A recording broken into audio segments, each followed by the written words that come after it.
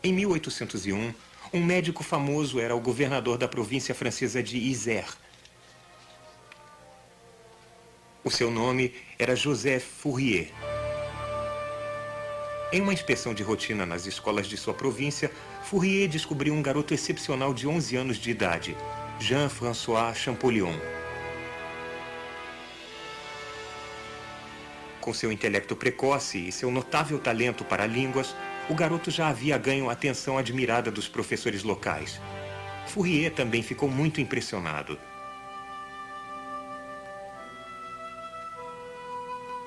O que Champollion viu pela primeira vez na casa de Fourier determinou o curso de sua vida e revelou os segredos de uma civilização alienígena. Fourier tinha participado recentemente, como um dos muitos cientistas, da expedição de Napoleão ao Oriente Médio. Ele tinha sido encarregado de catalogar os monumentos astronômicos do Egito. O garoto ficou extasiado com a coleção de artefatos do Antigo Egito de Fourier. Os misteriosos fragmentos de um mundo perdido.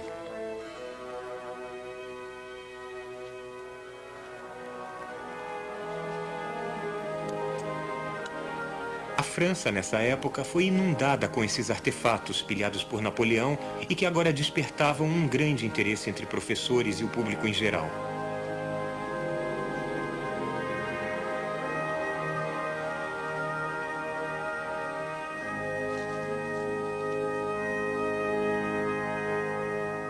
A atenção do garoto foi atraída por uma espécime de hieroglifos egípcios.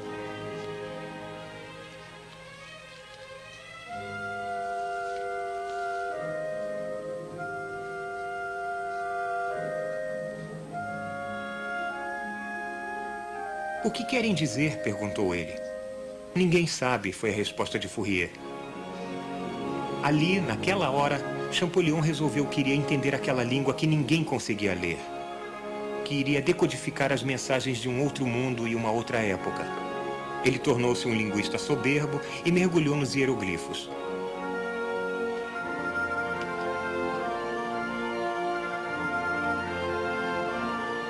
Fourier editou a descrição ilustrada da expedição de Napoleão. O jovem Champollion estudou-a avidamente. Para o povo da Europa, estas imagens exóticas revelaram uma civilização totalmente alienígena. Um mundo de monumentos muito elevados e nomes mágicos. Dendera, Karnak, Luxor.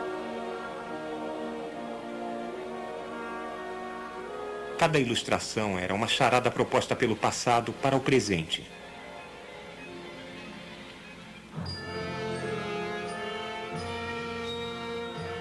E entre elas estavam fotos de uma coisa chamada Pedra de Roseta e retratos do povo que vivia entre as ruínas dos faraós.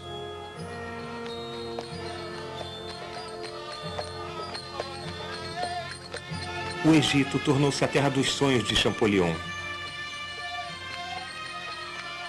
Mas foi apenas em 1828, 27 anos depois de sua visita decisiva a Fourier, que Champollion botou os pés no Egito pela primeira vez.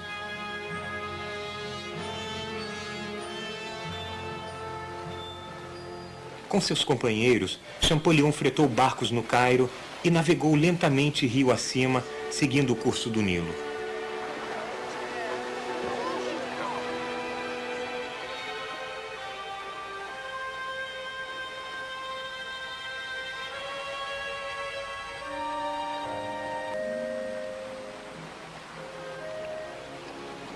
Foi uma viagem de muitas semanas que Champollion registrou com detalhes extraordinários.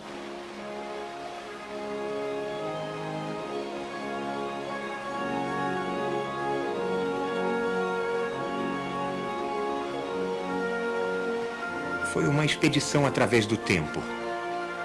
Uma viagem através dos séculos, para um outro mundo.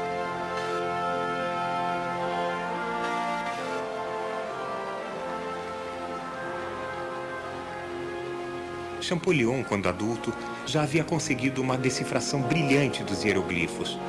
Uma palavra, incidentalmente, que quer dizer entalhes sagrados.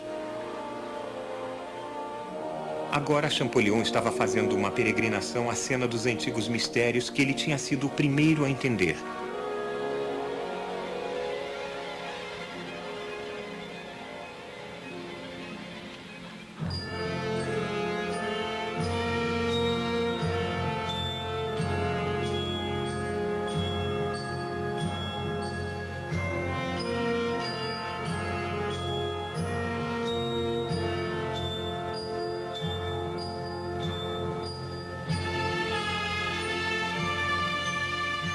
Champollion escreveu: entardecer do 16º dia. Finalmente chegamos a Dendera.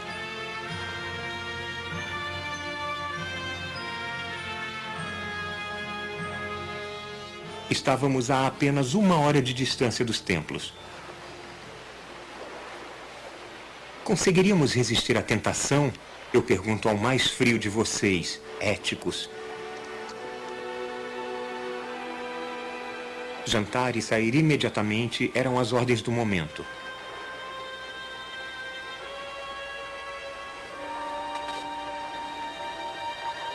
Sozinhos e sem guias, nós cruzamos os campos.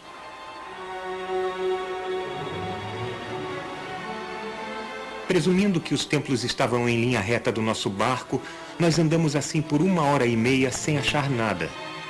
Finalmente descobrimos um homem que nos pôs na rota certa e terminou andando conosco de boa vontade.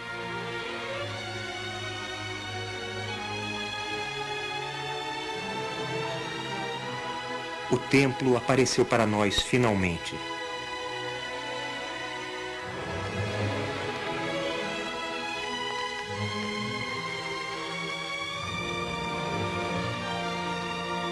Eu não vou tentar descrever a impressão que as varandas e, acima de tudo, o pórtico causou em nós.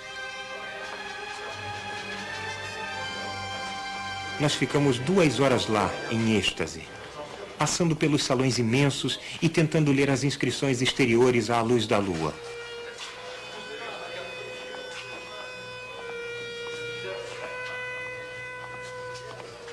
Não foi com pequeno êxtase que Champollion entrou nos locais sagrados do templo e examinou as palavras que tinham esperado pacientemente 500 mil de noites por um leitor.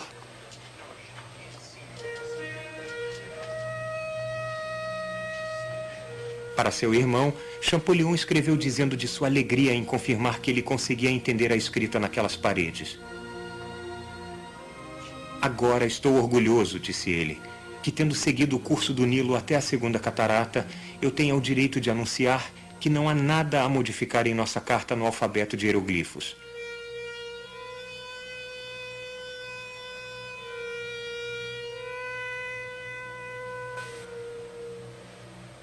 O nosso alfabeto é bom. Ele é aplicável com o mesmo sucesso, antes de tudo, em monumentos egípcios da época dos romanos.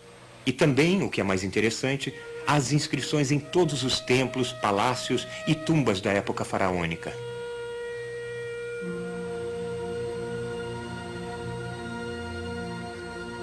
Champollion estava estupefato com a grandeza que o cercava. Isto é a união, disse ele, de graça e majestade no mais alto grau. Nós, na Europa, somos apenas anões. Nação alguma, antiga ou moderna, concebeu a arte da arquitetura em estilo tão sublime, grande e imponente quanto os antigos egípcios. Eles mandaram que tudo fosse feito para pessoas que têm 30 metros de altura.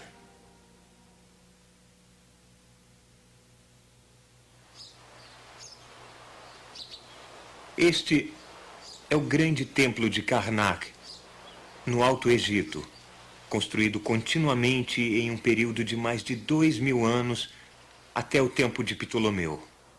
Foi aqui que Champollion escreveu que toda a magnificência faraônica apareceu para mim. O que ele tinha visto, disse ele, parecia para mim miserável comparado com as concepções colossais à minha volta.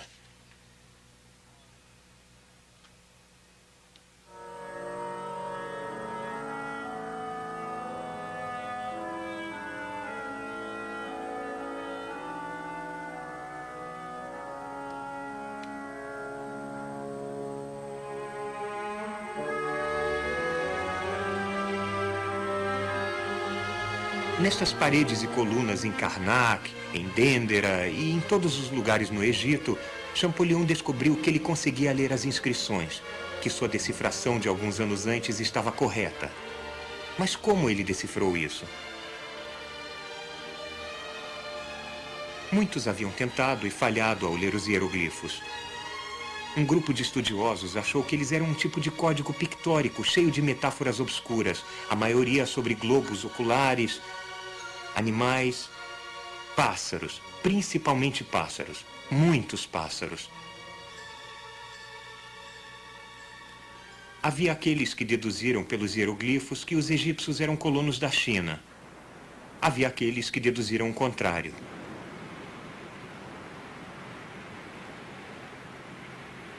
Houve um homem que, com uma única olhada na Pedra de Roseta, deduziu seu significado. Ele disse que a rapidez de sua decifração o habilitou a evitar os erros sistemáticos que surgem invariavelmente da reflexão prolongada. Você tem melhores resultados, ele dizia, se não pensar muito naquilo. Como na busca por inteligência extraterrestre, hoje, a especulação desenfreada por amadores serviu para assustar muitos profissionais no campo.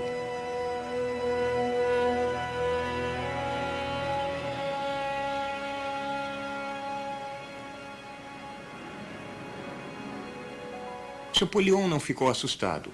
Ele também não foi distraído pela ideia dos hieroglifos como metáforas pictóricas. Em vez disso, usando as percepções de um médico inglês brilhante chamado Thomas Young, ocorreu-lhe uma coisa assim. Esta é uma réplica exata da Pedra de Roseta. A original tinha sido encontrada no ano de 1799 por um soldado francês que trabalhava nas fortificações da cidade de Rashid, no delta do Nilo, que os europeus, em sua persistência em não aprender árabe, chamavam de Roseta. Ela fazia parte de um templo que tinha sido derrubado. Se a olharmos, vemos que ela representa claramente o mesmo texto em 3 línguas diferentes. Na parte de cima, antigos hieroglifos egípcios. No meio, um tipo de hieroglifo cursivo e recente chamado demótico. E embaixo, a chave da iniciativa, grego. Champollion conhecia, claro, o grego antigo. Ele era um linguista soberbo. E descobriu que essa pedra tinha sido gravada para comemorar a coroação do rei Ptolomeu V Epifânio, na primavera do ano 196 a.C. Como era de esperar-se, o texto em grego inclui muitas referências ao rei Ptolomeu. Aqui, por exemplo, pode-se ver isso. Ptelemaios. Bom, aproximadamente nas mesmas posições, mas no texto hieroglífico, estão estes ovais, ou cartuchos, como são chamados. E se este cartucho quer mesmo dizer Ptolomeu, então é improvável que os hieroglifos individuais sejam pictogramas ou metáforas. Muito mais provavelmente são letras ou pelo menos sílabas. Além disso, Champollion teve a presença de espírito de contar o número de palavras em grego e o número de hieroglifos individuais em que estão textos presumivelmente equivalentes. Ele descobriu que o número de hieroglifos individuais é muito maior do que o número de palavras gregas, de novo implicando que os hieroglifos são principalmente letras e sílabas. Mas que hieroglifos correspondem a que letras? Felizmente, Champollion tinha disponível uma espécie de segunda Pedra de Roseta, um obelisco que tinha sido gravado no templo de Philae e que tinha inscrições em cartuchos representando o hieroglifo equivalente a outro nome grego, Cleópatra. Então temos aqui o cartucho Cleópatra e aqui o cartucho Ptolomeu. Aqui nós o viramos, mudando a esquerda para a direita e a direita para a esquerda, e afastamos os hieroglifos para podermos ver todos eles. Bom, imediatamente notamos que há algumas similaridades. Este primeiro hieroglifo de Ptolomeu é um tipo de quadrado. O 5º hieroglifo de Cleópatra é um quadrado. Mas Cleopatra, os dois parecem representar um P. Então, tanto Ptolomeu quanto Cleópatra nos dão a mesma interpretação. O quadrado é um P. Igualmente, o quarto hieroglifo de Ptolomeu é um leão. Ptol, P-T-O-L. Igualmente, o segundo hieroglifo de Cleópatra é um L. Então, de novo, é consistente. O padrão é emergente. Igualmente, esta corda, ou laço do carrasco, Ptol-Om é um O. Cleópatra é um O. E deste modo, Champollion foi capaz de designar letras para cada um dos hieroglifos que vemos aqui.